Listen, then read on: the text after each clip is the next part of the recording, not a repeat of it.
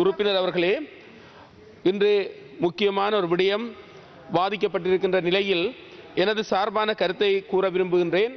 முதலில் நாடளாவிய ரீதியில் 350க்கு கிட்டத்தட்ட இந்த நாட்டின் பிரஜைகள் அதுவும் வழிபாட்டு தலத்தில் வைத்து கொல்லப்பட்டிருக்கின்றார்கள்.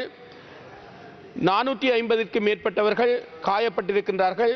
இந்த இடத்தில் அவர்கள் இந்த வேதனையை அனுபவித்துக் கொண்டிருக்கின்றவர்களுக்கும் மரணத்தை தழுவியவர்களுக்கும் நான் இந்த இடத்தில் அவர்களது குடும்பத்திற்கு ஆழ்ந்த அனுதாபத்தை தெரிவித்துக் கொள்கின்றேன். அதேவேளை இன்று இந்த சம்பவம் ஏன் நிகழ்ந்தது என்பதை பற்றி நாங்கள் சிந்தித்தாக வேண்டும்.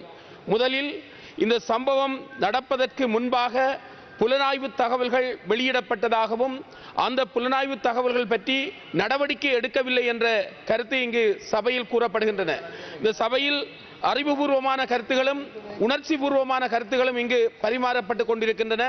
இந்த இடத்தில் அரசியல் லாபத்திற்காக பேசுவதை விட அறிவுபூர்வமான கருத்துக்களை பகிர்ந்து கொள்வது பொருத்தமானது என்று நான் நினைக்கின்றேன்.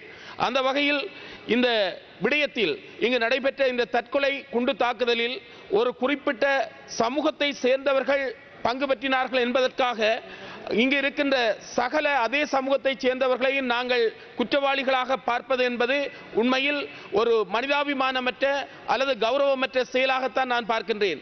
ஏனென்றால் நாங்கள் கடந்த காலத்தில் யுத்தத்தினால் மிகவும் பாதிக்கப்பட்டவர்கள்.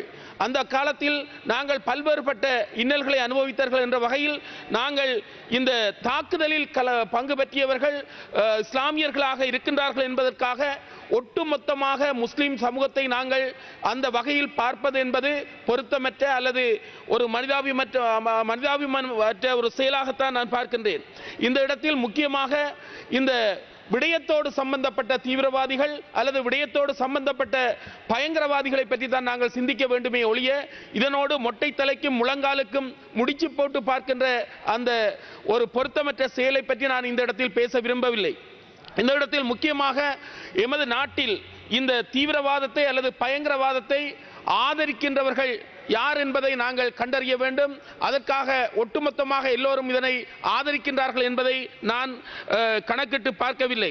அதே நேரத்தில் இந்த இடத்தில் சொல்லப்படுகின்ற ஒரு விடயம் தவ்ஹீக் ஜமாத் என்று சொல்லப்படுகின்ற அமைப்பை பற்றி எல்லோரும் பேசிக் கொண்டிருக்கின்றார்கள். கௌரவமான முஸ்லிம் அமைச்சர்கள் கூட இந்த தீவிரவாதம் இந்த பயங்கரவாதம் இந்த நாட்டிலிருந்து களையப்பட வேண்டும் என்பதை அவர்கள் ஆணித்தரமாக கூறிக்கொண்டிருக்கின்றார்கள். எனவே இந்த நிலையில் அது களையப்பட்டுத்தான் ஆக வேண்டும் என்பதை நாங்கள் கூறிக்கொள்கின்றோம். இதே இடத்தில் ஒரு விடயத்தை சுட்டிக்காட்ட விரும்புகின்றேன். அண்மையில் 18ஆம் தேதி ஒரு சம்பவம் நடைபெற்றிருக்கின்றது. அதாவது ஆரையம்பதி காத்தாங்குடிக்கு அண்மையில் உள்ள ஒரு இடத்தில் நடந்த ஒரு சம்பவம். ஒரு உந்துருளி மோட்டார் சைக்கிள் அந்த இடத்தில் குண்டு வைத்து தகர்க்கப்பட்டிருப்பதை புலனாய்வினர் அறிந்திருக்கின்றார்கள். ஆகவே அந்த மோட்டார் பைக் தகர்க்கப்பட்ட சம்பவம் ஒரு பரீட்சிப்பதற்காக செய்யப்பட்ட சம்பவமாக என்று பாலமுனை பிரதேசத்தில் அந்த சம்பவம் நடந்திருக்கின்றது. ஒரு மோட்டார் சைக்கிள் குண்டு வைத்து தகர்க்கப்பட்டிருக்கின்றது. அது ஏன் செய்யப்பட்டது, எப்படி செய்யப்பட்டது, யார் செய்தார்கள் என்றது பற்றி எந்த விதமான அறிக்கைகளும் இல்லாமல் இருந்திருக்கின்றது. 18ஆம் தேதி இந்த சம்பவம் நடைபெறுகின்றது. 21ஆம் தேதி இந்த மட்டக்களப்பில் அதாவது அந்த தேவாலயத்தில் இந்த மனித குண்டுவெடிப்பு நடந்திருக்கின்றது. எனவே எந்த வகையில் இந்த புலனாய்வு பகுதி இந்த அறிக்கையை பெற்றிருக்கின்றார்கள், அதனை மற்றவர்களுக்கு உரியவர்களுக்கு வெளிப்படுத்தி இருக்கின்றார்கள். அந்த அடிப்படையில் நிமிடங்கள் இருக்கிறது. நன்றி. இது எவ்வாறு மேற்கொள்ளப்பட்டிருக்கின்றது என்ற விடயத்தில் கவனமாக இருக்க வேண்டும்.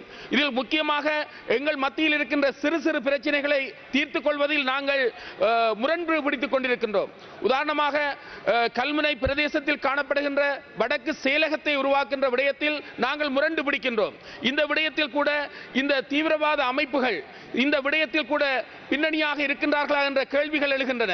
குறிப்பாக இந்த தவ்ஹீக் ஜமாத் என்கின்ற அமைப்பு இந்த விடயத்தில் ஒரு கரிசனை செலுத்தி வருவதாக அறியக்கூடியதாக இருக்கின்றது.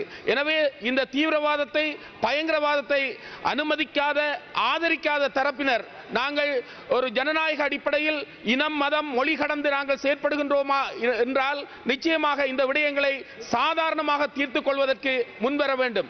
இதனை நாங்கள் தீர்த்துக் கொள்ளாது விட்டால் யாரும் இந்த விடயத்தை கையில் எடுத்துக்கொண்டு இந்த விடயம் சம்பந்தமாக செயற்படுவதற்கு வாய்ப்பு இருக்கின்றது.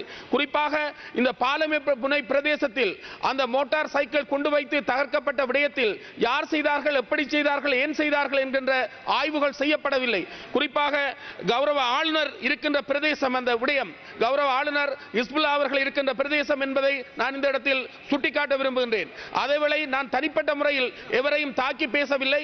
ஆனால் இந்த சம்பவம் தொடர்பாக ஒரு அதிகாரம் மிக்கவராக இருக்கின்றவர் அந்த இடத்தில் கவனம் செலுத்த வேண்டும். அவர் கூட இந்த பாராளுமன்றத்தில் பேசுகின்ற போது மிகவும் தீவிரமான கருத்துக்களை கடந்த காலத்தில் வெளியிட்டிருக்கின்றார். அதாவது இரத்த ஆறு ஓடப்போகின்றது என்ற ஒரு கருத்தினை இந்த இடத்தில் அவர் பதிவு செய்திருக்கின்றார். அது மட்டுமல்ல, ஒரு குறிப்பிட்ட சமூகத்தினர் ஆயுதம் தூக்கினால் இந்த நாடு தாங்காது என்கின்ற கருத்துக்களை கூட பரிமாறி இருக்கின்றார். எனவே பொறுப்புள்ள பதவி வகிக்கின்ற ஒரு ராஜாங்க அமைச்சர் பதவி வகித்தவர், ஒரு பிரதி அமைச்சராக இருந்தவர், தற்போது ஆளுநராக இருக்கின்றவர் இந்த விடயத்தில் அக்கறையாக செயல்பட வேண்டும். இந்த இடத்தில் இந்த தீவிரவாத பயங்கரவாத அமைப்பு விடயத்தில் மிகவும் கவனமாக செயற்பட்டு நம்பிக்கையை பெற வேண்டும் என்ற கருத்தினையும் கூறி எனது உரையினை நிறைவு செய்கின்றேன். நன்றி.